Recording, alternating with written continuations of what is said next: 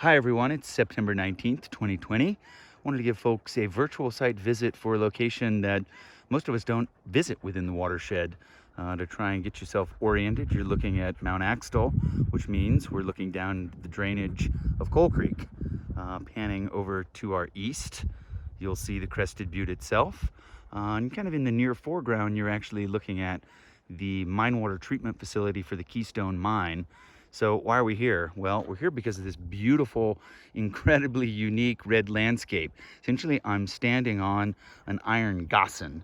And so a Gossan in this instance is an iron sulfide or a pyritic ore body that's actually outcropping on the land surface.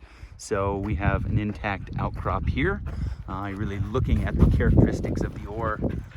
Again, extremely, at one point in time, pyrite and other metal sulfide rich. Now, after millennia of exposure to the elements, of course, it's naturally oxidizing, with the result of that being ferric iron, all this bright red iron you're seeing, acidity, and to some degree sulfate, right, in the form of sulfuric acid. It's actually, for those of you familiar with the iron fin, it sits at the foot of this slope I'm standing on right now. And that fin is supported by infiltrating snowmelt, recharging groundwater that's now rich in metal, high in acidity, and then discharging to the fin itself. And so the fin, those of you that have visited, it's a very unique and special environment, has a rather low pH of around pH 3, but is also very, very rich, particularly in iron and especially manganese. It makes a very significant contribution to metals loading to Coal Creek. In fact, the contributions from the iron fin, which again are sourced from this iron Gossan that I'm walking on, are really the prime contributor to metals loading to Coal Creek.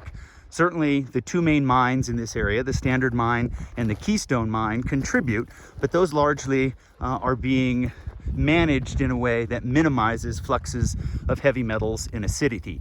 In contrast, this natural feature, this exposed pyritic ore body, is really a long-term and unmanageable source from the perspective of really sort of routing and treating its effluent fluids. But nonetheless, take into account its strong contributions to metal loading to Coal Creek is really, really important.